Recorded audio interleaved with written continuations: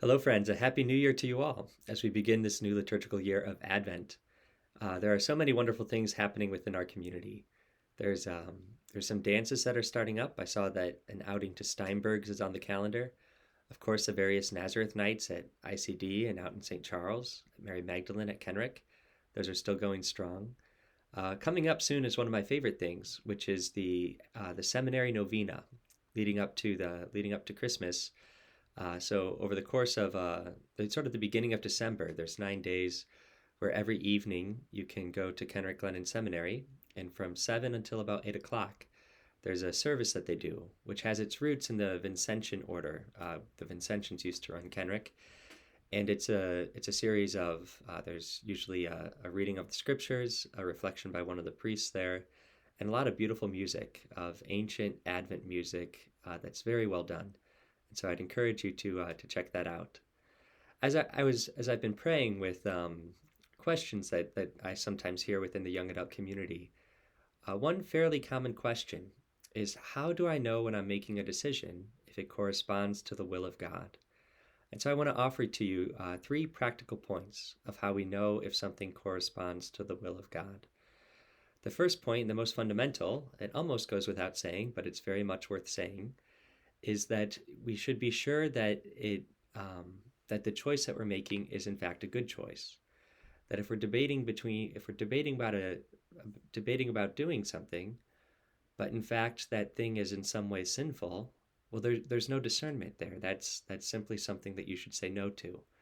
And so our first step when we're discerning a choice is to look closely at, okay, what am I really going to be doing, and does this align to the will of God? And if we're not certain if it does or not, you can talk to a trusted friend who's like a mentor in the faith. You can look it up in the Catechism of the Catholic Church. And so talk to a priest at one of the Nazareth nights. So there's many ways to figure out if a choice that we're contemplating, first, if it's just a good choice, and to be sure that it's not something sinful that we're considering doing. So that's the first step, making sure that it's not bad. The second step then, or maybe the second and third, we can kind of take them together. One is more our subjective discernment, the discernment of the heart, while the other is more the objective discernment of life's circumstances.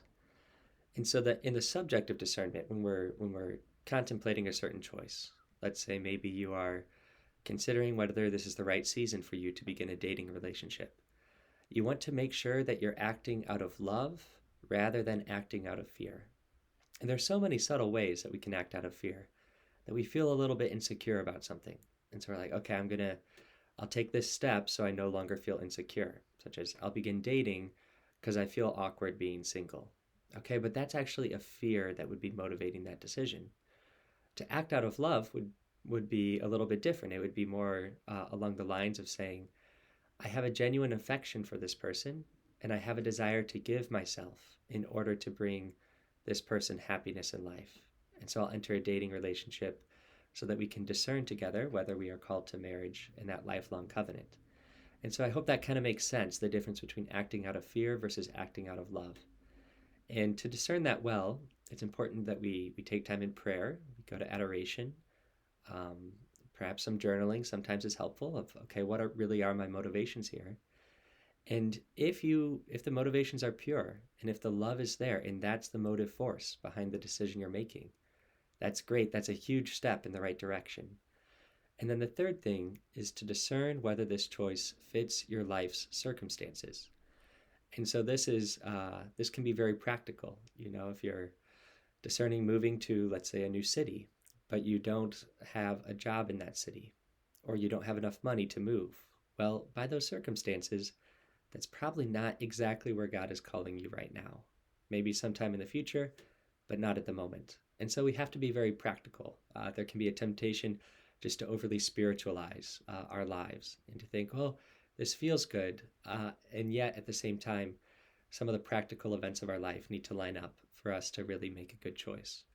And so those are three sort of simple rules. There's more things we could talk about, but it's three simple rules that when you're discerning a big decision, to consider, is this something that is good in itself? Is this something where I am motivated by love rather than fear or insecurity? And is this something that fits my circumstances in life? And if the answer is yes to all three questions, you can be confident that you're not contradicting God's will if you make that free choice to pursue that option. All right, my friends, I wish you a very blessed Advent and a time of prayer and preparation, and a Merry Christmas as well, a little bit early, as we prepare for the coming of our Savior into our hearts this year. God bless. Stay close to Jesus today.